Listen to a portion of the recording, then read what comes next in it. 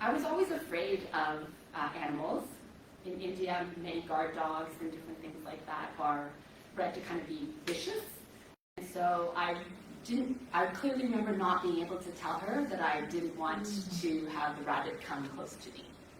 But it didn't take long before I could speak English. And so I went through schooling here, and that's graduating from York University as a teacher and with a Bachelor of Science degree. So I was a chemistry, mathematics teacher in junior high school. I did marry somebody who is not Chinese. My husband's family is multi-generation here from Ontario, and that's our wedding photograph. So I did have some motivation to write some of those kinds of stories that I ended up writing. Because our son, who's born here in Canada, I wanted him to know about Chinese contributions to Canada, and I also wanted him to know about the celebrations and different parts of our culture. And it was difficult to find books back then that could help me do that. So I started to try to write my own. I wrote the manuscript for my first book called 12 in a Race around the time I was 4 or 5 years old. And that was when you had to send your manuscripts out in the mail. You waited a few months and they sent you a letter back that said that they didn't want to publish your book. And I did that for a couple of times and I gave up because most of the publishers were sort of saying that they didn't know how big a market there was for this kind of book. And it's really hard to get a book published, a children's book, because only 5% of manuscripts actually even get reviewed, is what I found out since. So my son was that age, and I hope that there's a laser pointer, that age when I started, and he was that age when 12 in a Race finally got published. So he's 22 years old now, and I was able to produce a book that would help him learn about Chinese culture.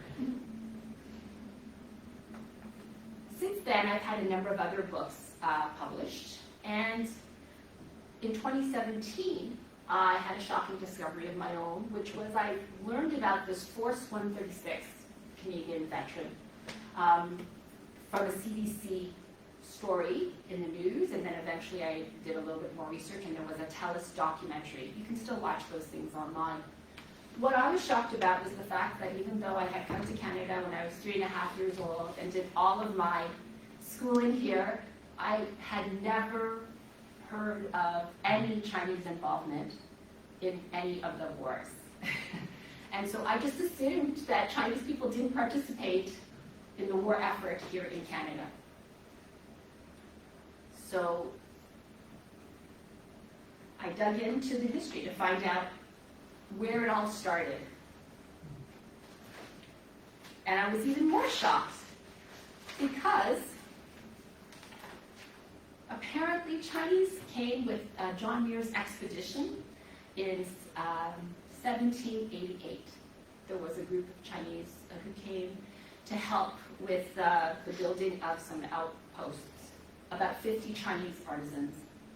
I had a discussion with Arlene Chan, a historian, about what we called those people, because they weren't really immigrants. They didn't come to live here. They were brought here. But, you know, there were Chinese people here in 1788 in Canada, and it kind of blew my mind. This group went to Nootka Sound, and they were brought to build the first year-round non-Indigenous settlement. And then when I dug further into the Government of British Columbia website, I found out that apparently Chinese workers were common in fur trade settlements. And I never once heard a history teacher tell me that, because I had learned about the Croix de Bois, and I had learned about the Hudson's Bay traders and all that sort of thing, but we had never said that there were anybody that looked like me or any other visible minority at the time in these settlements. So that's going to be the next thing I'm going to have to look into further, because there has to, like, if the government of BC says they were common, I want to find out how they know this. So if I wasn't learning about the history of Chinese in Canada in school, I had to learn it some other ways. So there were books, some books by Paul Yee, Gold was discovered in the Lower Fraser Valley in 1857. There were miners from around the world came, and there were a large group of Chinese from San Francisco who arrived in Victoria by boat in June of 1858. So that's a long time ago as well. And I read about some of these in his book, Tales from Gold Mountain, which I brought to show you here. The other thing that sort of surprised me was that the depth of the racism that was present in British Columbia. Because right now, Chinese in British Columbia and Vancouver are opening up museums and trying to retrace all of this history. But when BC entered Confederation in 1871, what I read was that the legislature in BC they passed an act that kind of disenfranchised the natives, Indians they call them, Chinese and other non-whites, as a condition of coming into Confederation. And in the 1880s, because of Confederation, we needed to build the railroad. And I didn't hear too much about that in school, a little bit, but the Chinese from California and China also played a big part in this. So there was a book there called I Am Not a Ghost that kind of is a children's storybook that I took inspiration from when I decided to write about Endgame. So I had heard about the head tax. The head tax started off as $50 per person in 1885, which is a significant sum of money. But it didn't do what the government wanted to do, which was prevent Chinese immigration to Canada. So they raised it to $100 per person in 1901. And that still didn't discourage people from coming. And so it was 1903, $500 per person, which was a fortune. And when that didn't work to stop immigration, the government passed in 1923 what was called the Chinese Exclusion Act.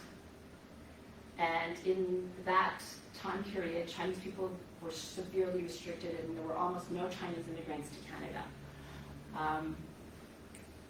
That is a sad, sad time in the history of Chinese people in Canada, and it happened on July 1st, 1923. So it was Canada Day, and I'm told in the research that they chose that day on purpose, and that the Chinese community often refers to that day as Humiliation Day.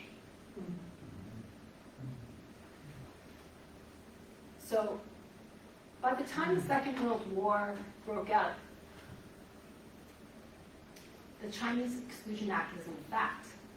And so it didn't surprise me when I didn't hear anything about China's involvement in World War II in school, because it seemed to be that if you were being excluded from immigrating to Canada, that they probably wouldn't participate in the war effort. And I held that assumption for a long time. My experience wasn't unique, because I've since met other Chinese Canadians who are about my age, who had the same experience. Jack Jin is a philanthropist filmmaker that I met recently, just a few years ago. And he's been on a quest to find lost soldiers. One of them is Fred Lee, and he was a soldier who fought in World War I for Canada, from British Columbia, a small town in British Columbia. He's actually he's the only Chinese on the Vinnie Monument name. And Jack Jin was finding it impossible to find information about him. So he took up as a quest to do that. He's created a documentary that will be shown as well to sort of illuminate this time in history. The Chinese Canadian Military Museum has also just put out a call, because they were supposed to get a bunch of World War I artifacts from a family that found some papers and things, and they mailed them to the museum, and now the package is lost. So they've asked people to sort of keep an eye out for artifacts that might be trying to be sold online and stuff, so that they can get the stuff back. If you contrast that to what we knew about my husband's family involvement in World War I and World War II,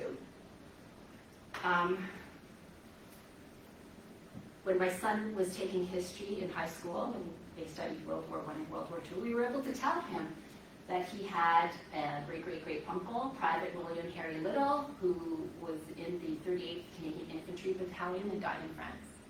We have his papers, we have photographs of him.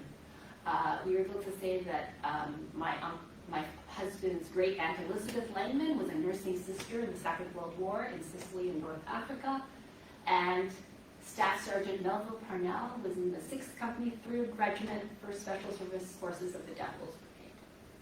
So we have all of that information about my husband's side of the family. And I couldn't even tell him that any Chinese people had participated in World War II at all. I'm pretty sure that I don't have any relatives that were in Force 136 because of when my family immigrated to Canada.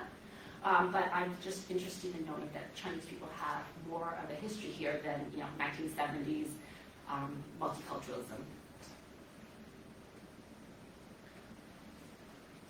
So when I started doing the research for Endgame, I found out that that was actually a pivotal time in the history of Chinese in Canada. Because of the existence of the Exclusion Act, the Chinese were denied the rights of citizenship. We couldn't go to professional schools, so no one could have been a teacher or a doctor or a lawyer at that time. And the community was divided as to whether they should participate in the war effort. Because half of the community said, well, if the country doesn't even consider us citizens, then they're not going to let us bring our families and stuff here, why would we? And then other people, just like other minority groups, have thought that it might be the chance that they needed to show that they were loyal to Canada. And so many people tried to enlist. And I was discussing with a gentleman back here that it varied what their reception was. In some of the recruitment offices, they were turned away. In other recruitment offices, they might have had their names taken down, but they were never called up. And in some recruitment offices, they were called, but it wasn't made a big deal that they were Chinese, they were just part of the regiment. So much of what is known right now about the participation is in this book called The Dragon and the Maple Leaf by Marjorie Wong. I had to buy my own copy of this book because it was really hard to get. There's like one copy in the Toronto library system. I always have to put a hold on it when I want it. And some of the other people on a genealogy group that I'm in who are trying to trace their ancestry have said that they can't even get it in their library systems. So if anyone finds a copy of this book, there are going to be people who want to get a copy of it. And that was in 1992-93. There was also a Chinese-Canadian Military Museum created in 1998 in Vancouver. I did go to see it last year in 2023, and I was kind of shocked because it is in a section of the city that's really very rough. And when I went there, I didn't really see too much signage. I wasn't even sure if it was the right place, except that I had the right street address. And when I went inside, it was like a community center, and I asked if I was at the Chinese-Canadian Military Museum, and I was pointed to a stairway, and I went upstairs, and there were some displays here about the military effort. So, the numbers of the Chinese participation. By war's end, in about 600 Chinese Canadians had served. Really? This doesn't seem like a very big number to me, but it was still surprising. And this is the breakdown according to the Chinese Canadian Military Museum. Approximately 490 in the Army, 115 in the Air Force, 8 in the Navy. And of the 490, about 134, they always say about 150, were in this Force 136 that I was researching. And they were assigned, recruited for special duties is what they called. So they weren't even technically part of the Canadian contingent. It was British Special Operations Executive that they were under the auspices of.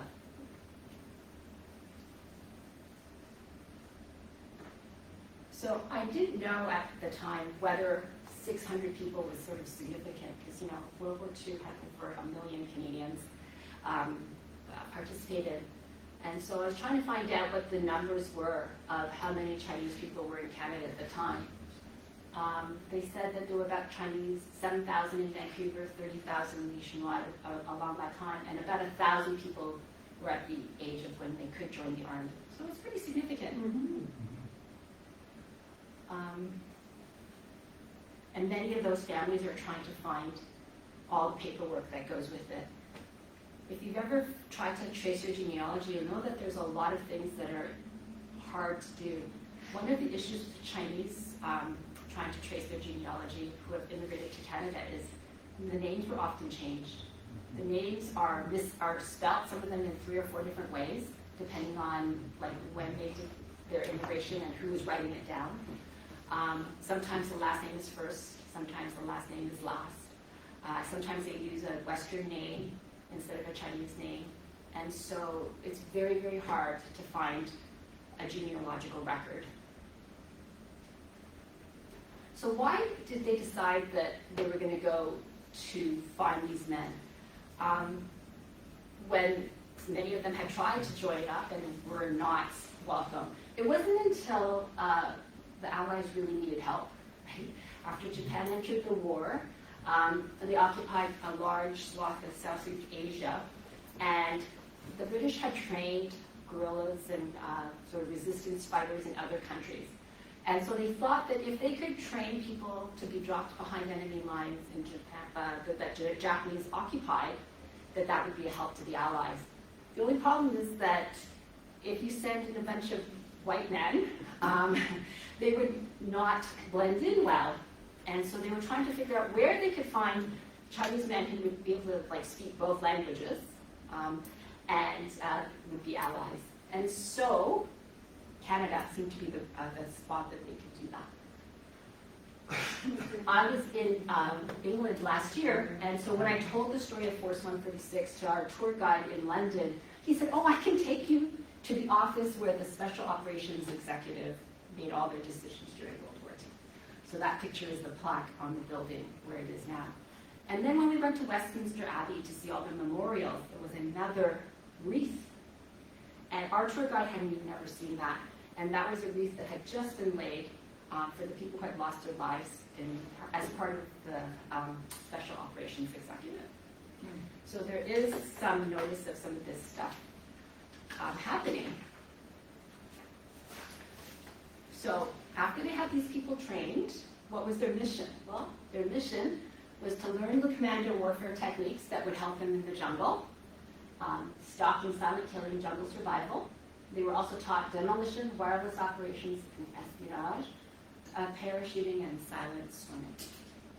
So they were basically spies, and one article called them the James Bonds of Chinatown. But it was a very dangerous mission, and I didn't put this in the picture book because it's a picture book for children, but many of the veterans talked about being issued cyanide pills and being told that if they were caught, that they should take those instead of being captured. Okay, so the plan was for them to drop small teams behind the Japanese lines. They were not going to get outside support. They were supposed to train the people who were going to be on the Allied side and sabotage the things that they could sabotage and you know, just sort of help out that way.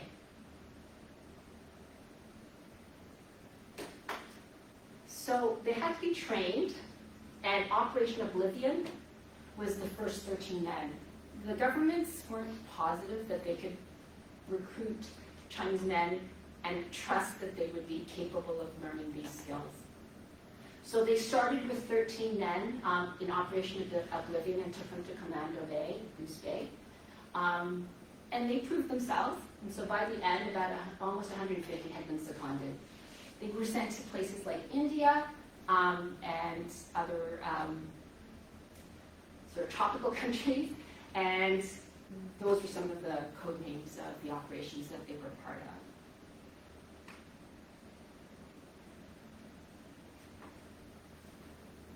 most of the service was not fully deployed before Japan's surrender. So they were in various locations, ready to be dropped in. There was a group of 14 men that had been behind Japanese lines for several months in Borneo, Malay, and Singapore.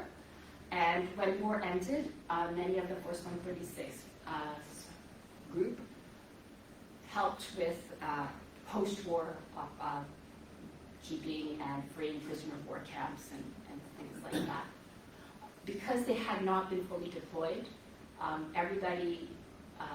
nobody was killed of the Canadian Force 136 members. They all returned home to Canada, although some had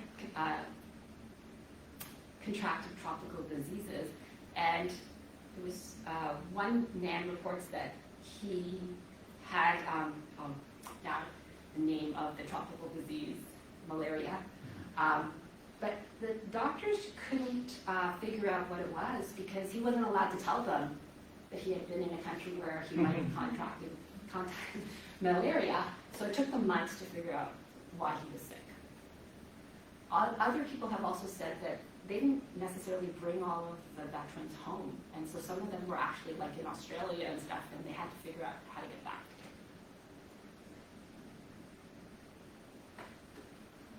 But the ones that did return home, even though they weren't allowed to specifically talk about Force 136 for 25 years because of the War Secrets Act, they did fight for full citizenship and the right to vote in Canada, and so they finally had success in 1947. And that's not that long ago that Chinese people were finally able to vote in Canada. So when I knew I was doing the talk here, I tried to find out if there were any Guelph connections of Force 136 veterans. And I was told by people who are doing this research, tracing their genealogy, that they had not found any yet. But that doesn't mean that there aren't families or people who ended up here in Guelph. But these are about 20 men who were from Ontario.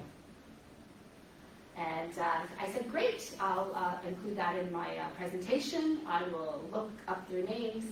And I was told that I wouldn't be able to find it online because the research hasn't been sort of put out there. So I have to thank Colonel Chris Weicker and Linda Yip from the Genealogy from Asian Canadians for providing the names of the Ontario Force 136 veterans. So Brockville, Windsor, Sault Ste. Marie, Kingston, Bradford, so in Ottawa, Oshawa, London. So as a children's book writer, I did write textbooks when I was a math and science teacher. And I didn't want to write a textbook about Force 136. And there really wasn't that much information that I could maybe make a whole textbook of, because a lot of it is still coming through the research now of exactly what people did and so on. So I decided that I was going to use the information that I did find to write a children's picture book for a number of reasons. I find that a children's picture book, they call it a children's picture book, is really good for all ages. It's a good entryway into information if you don't, that you don't need to spend sort of all the time to read, a 200-page book or so on. And so it was well received because last year, the London Drugs Foundation, which operates all the drugstores in the 4 Western provinces, they decided that they were going to donate this book to all of the libraries and schools in the 4 Western provinces. And CBC said that it was one of 11 Canadian books to read for Remembrance Day. Because according to Brent Louis, who's the chairman of London Drugs and Louis Company, when we tell our stories, we share our humanity. And so hopefully, when I share this story with you, you'll understand and we can discuss some of the other things I've talked about.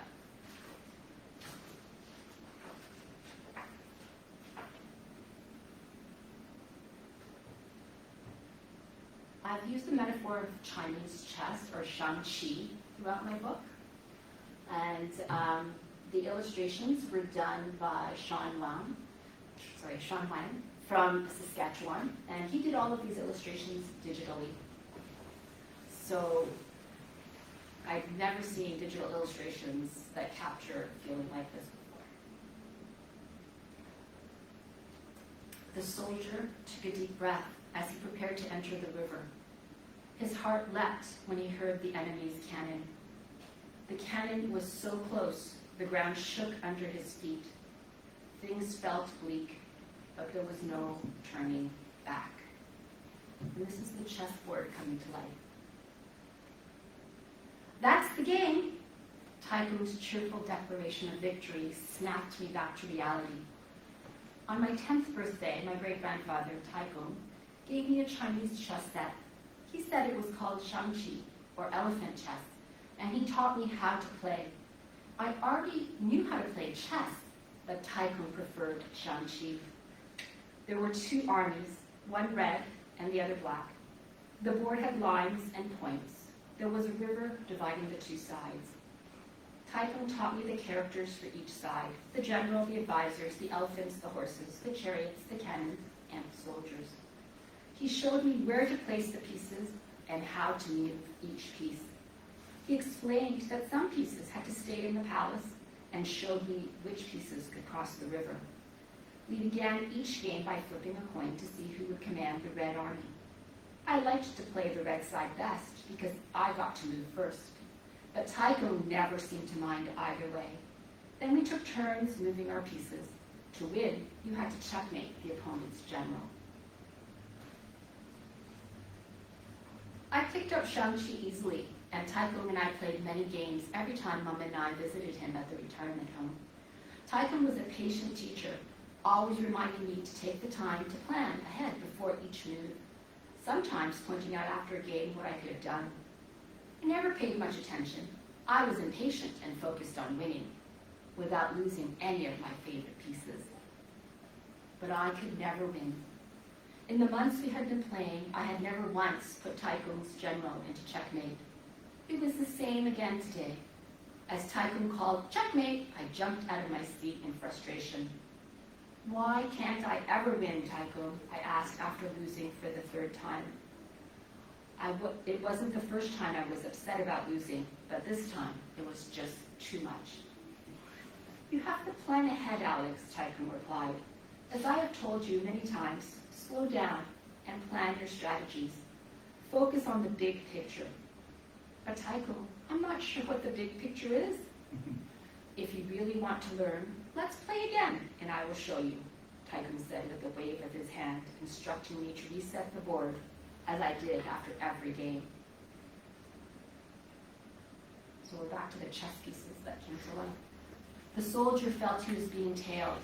The enemy had been following his every move since he had crossed the river. He was surrounded and about to be captured again.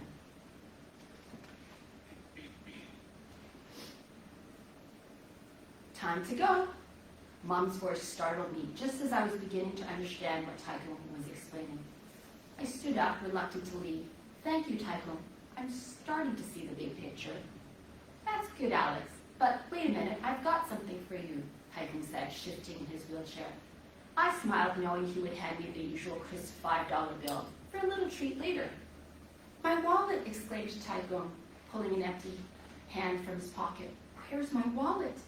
His eyes darted from the dresser to the bed as he struggled to move his wheelchair around the room. I have to find it. I had never seen Taikum so agitated. He was usually so calm. I could tell Mom had never seen him like this either. It's okay. We'll help you look for it. We can always get you a new wallet if we don't find this one, Mom said, trying to soothe him. But Taikum was frantic. No, I don't want a new wallet, he cried out. I must find my wallet. Mom looked under the dresser. I crawled under the bed. No wallet. Then I picked up my backpack at the end of the bed, and something fell to the floor. Taikum's wallet. Taikum slumped forward in his wheelchair, overcome with relief. Tears slid down his cheeks. Mom and I were shocked. Neither of us had ever seen Taikum cry. I passed Taikum a tissue. He dried his eyes. Then in a soft voice he said, "Come here, Alex. I want to show you something. Tycoon motioned for me to sit on the bed and held out his hand. I handed him his wallet. I waited as he ran his fingers over the worn leather. Finally, he opened it and pulled out some tattered, faded photographs. Tycoon spread the photographs on the bed. He picked up a photo of a group of young men looking at the camera. Then he said, I need to tell you something important. I want to tell you about Force 136. What is Force 136 and who are these people, Mom asked. Force 136 was a secret group formed during World War II. We weren't allowed to tell anyone about it. Why was it a secret, Tycoon asked. Were you a spy? Yes, I guess in a way we were spies. That's why we couldn't tell anyone about it. Tycoon clutched the wallet in his hands as if he would never let it go. No wonder the wallet was so important to him. It held important memories. That sounds dangerous. Why did you join Force 136, Tycoon, I asked. He shook his head, and then he replied, Alex, in those days, life was very different for Chinese people in Canada. We weren't allowed to vote. We couldn't become lawyers or doctors. When the war broke out, we wanted to serve in the military, but we were not wanted.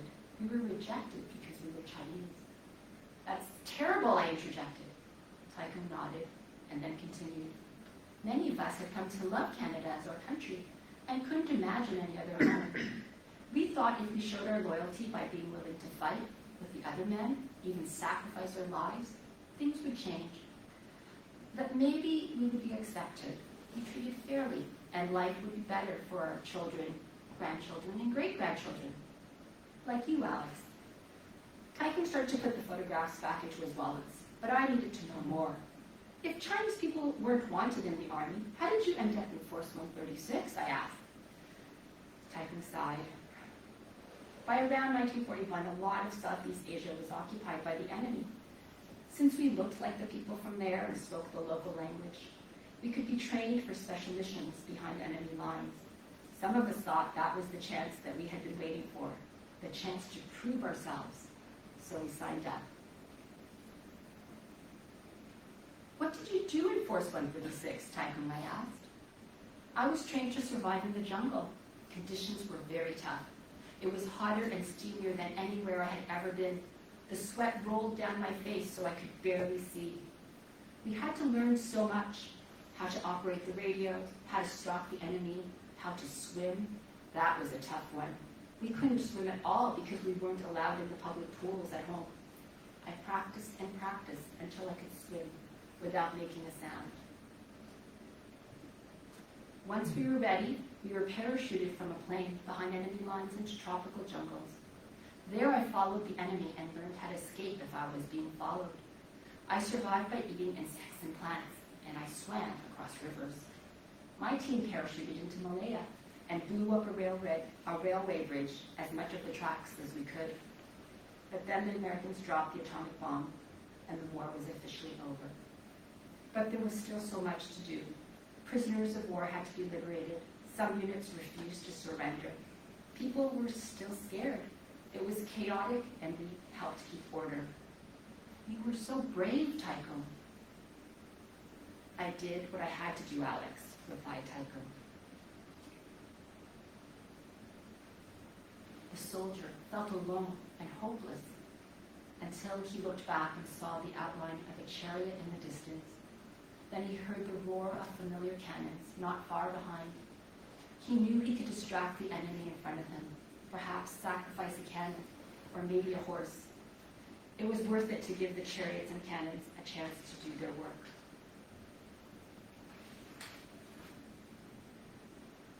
You made a lot of sacrifices, Tycoon. Was it worth it? But Tycoon's face lit up. Yes, it was. After we came back from the war, things began to change. Starting in 1947, Chinese Canadians could vote in British Columbia. Today, you can be anything you want, Alex, even Prime Minister someday. Always remember, someone has to cross the river first. I saw the big picture at last. I understood that Tycoon and the other men thought joining Force 136 was part of a strategy to build a better life. They were thinking many moves ahead, like good Shang-Chi players, they were focused on the end game. Good shangqi players understood how to use the pieces that could cross the river and how to use the pieces that couldn't. Good shangqi players knew that victory often required sacrifice. No wonder Taikung always won. All this time, he had been teaching me so much more than shangqi, and I finally understood.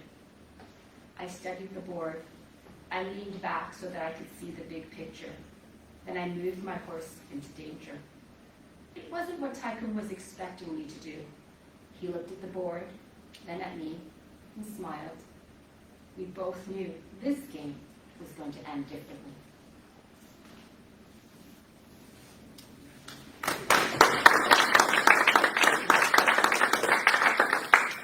At the end of the book, there are a few pages of the historical notes so that families and teachers or schools can use what they need from there. This is a story that shows you how secret some of this stuff was, because I met Brant Louis at an event at the Chinese Museum, and I talked to him about working on this book, and he told me about his uncle who had been in World War II, but he didn't realize that part of what his uncle did was Force 136. And then when he had a historian look through all the records, realized that there were 3 family members from the Louis family who had been in Force 136.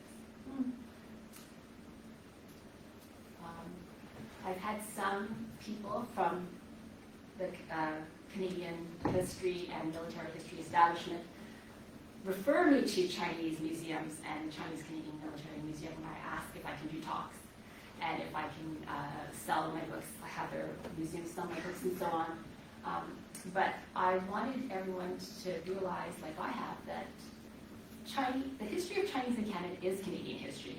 Mm-hmm. And Chinese Canadian military history is Canadian military history. And so that's why when this professor of Canadian, at the Canadian Forces College, Chris Maston, he was in the Department of Defense Studies, he wrote sort of endorsement of the book. That was a big deal for me.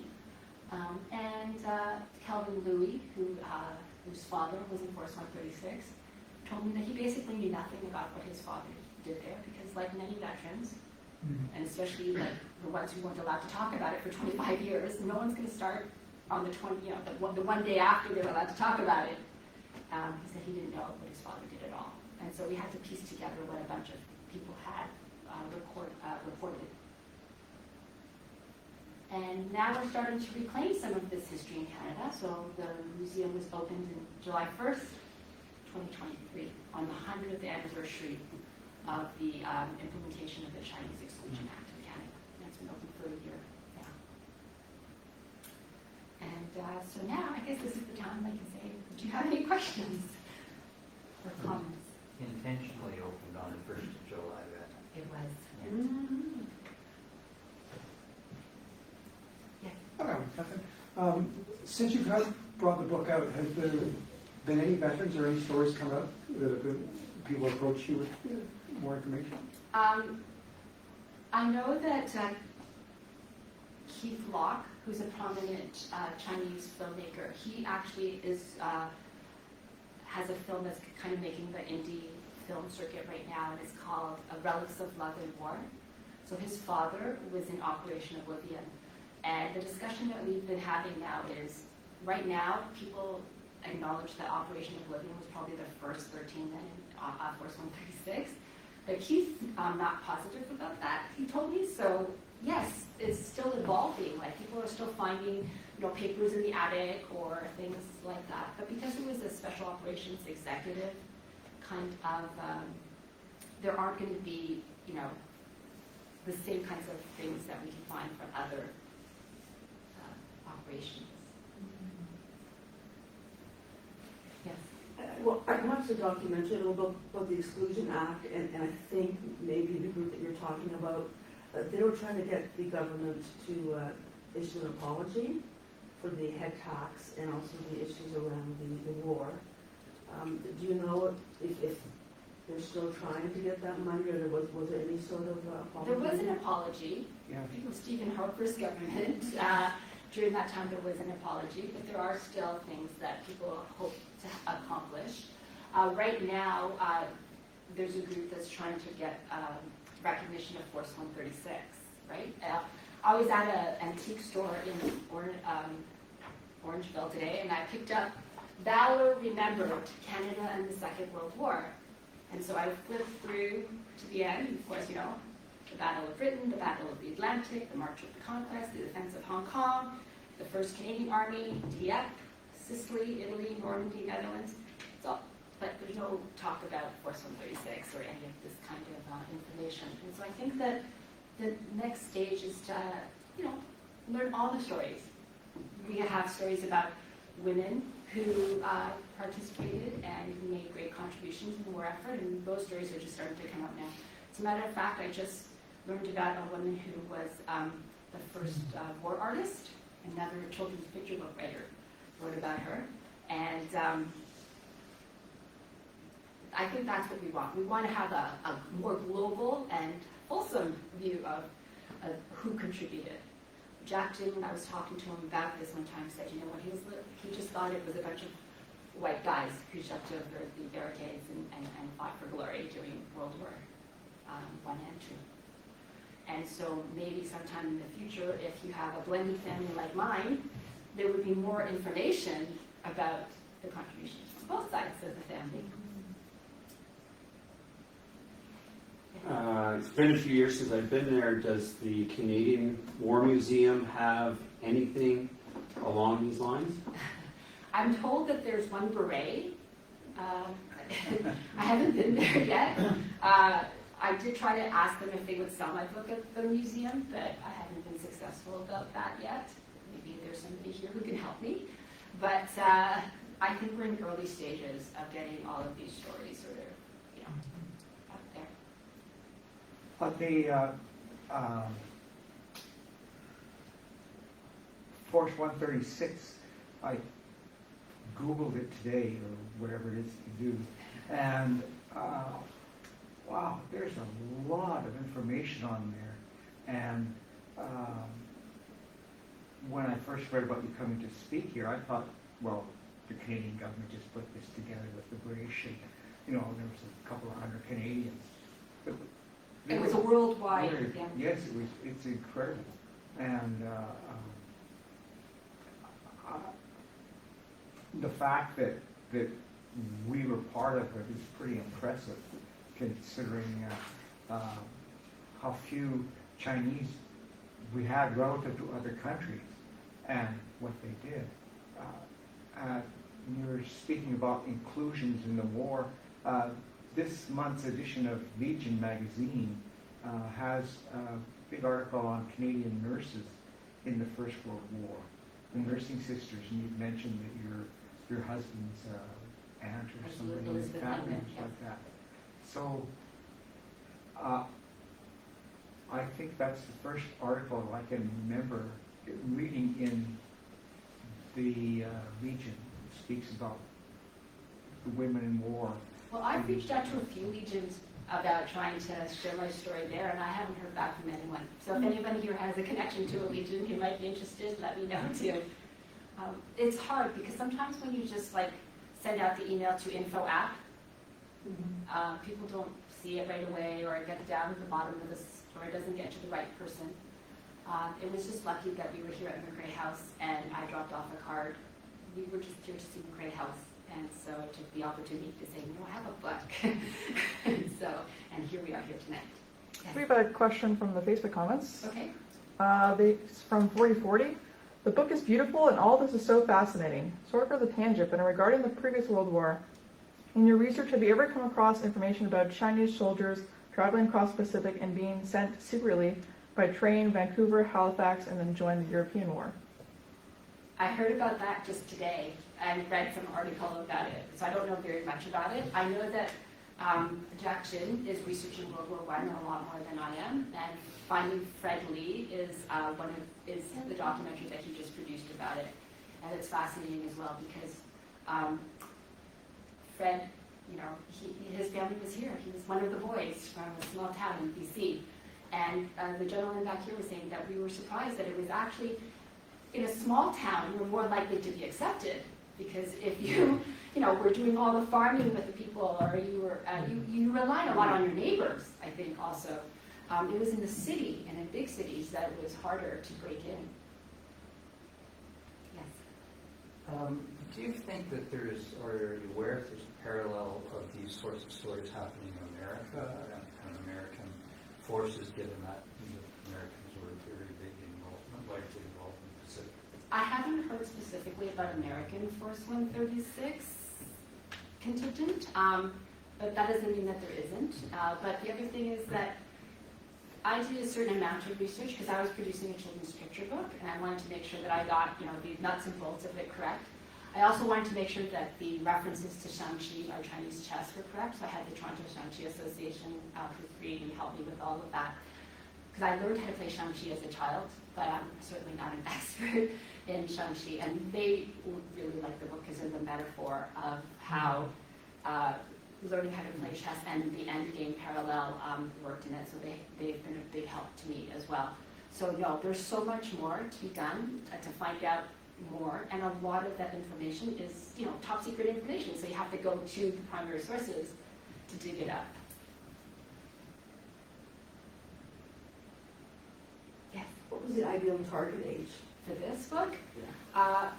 because I was a teacher, I'm envisioning junior grade 3 and up students to read the book, and that's why I have 4 picture books published and the 5th one coming out. And I usually work with Sai Kimura, who's a very talented illustrator. But for this book, the publisher picked a different illustrator. The same one who had illustrated I Am Not a Ghost. And he felt that this style would appeal to the grade levels that we were trying to reach. But since then, the History Association people have told me that they think that this book would be useful in as high up as grade 9. Because in Canada, most of the, people who teach history aren't necessarily historians. They don't necessarily know a lot of history. And he told me that most history teachers don't teach very much about the Pacific Theater. That's why all of our information is about, the European theater. And so that part of the war is also neglected, not just Force 136, but the whole Pacific Theater. There's a museum that just opened this year in Toronto, and it's dedicated to the Pacific Theater. Alpha Education opened it. So those stories are just coming out as well. But CBC put it on that list for everybody, all Canadians to read. And I'm getting invited now to more schools to do presentations. Usually they ask me to talk to the grade 4, 5, 6, 7, 8 group. And I don't know what's going to be next. But hopefully some veterans groups and hopefully some more people will understand that it's a part of Canadian history we should all know more about. It's great. Thank you again, Catherine, for reminding us about this part of Canadian history that a lot of people really don't know. This is really wonderful and eye-opening for me too. It's great to have you talk. Just want to let you know about the upcoming lectures we have. Next month, October 17th, we have Bill McVean, who's talking on the Canadian engineers' role in the Operation Market Garden, where the Canadian engineers helped rescue the paratroopers who were trapped at Arnhem. So he's actually over in Arnhem now. There's a celebration or commemoration going on now. So he'll be back in October and doing a talk for that. And then in November we have 2 talks. And actually, one of the historian from the Canadian War Museum, Tim Cook, is coming in, and he's a well-known author, and he might be able to get your book in the Canadian War Museum, hopefully. But Tim's going to be here on a different date, not on Thursday, which we normally speak at, but on Saturday or Sunday, November 3rd, and he's going to talk on his newest book, The Good Allies. And then, so we have 2 talks in November, and Jeff Hayes, who's an amazing lecturer, is going to do a talk on the Canadian Army in the fall of 1944 and its reappraisal. So He's always felt that people thought that the Canadian Army the morale was low and they're moving too slow, and he's reevaluating this and showing a whole different look on what the Canadian Army was doing in the fall of 1944. So we've got lectures, and there's no lectures in December, so we've got a few lectures coming up, and hopefully you can all make it out. And thank you again, Kathleen, for coming here tonight. And if you're interested in purchasing a copy of Endgame, I did bring some with me today. They're going to be $20 all inclusive because I don't like to do the math. If you have cash, that's awesome, but I can also accept an e-transfer. Now, Ken, there's a rumor going around you're going to have milk and cookies next month. Do you want to know the It just started here.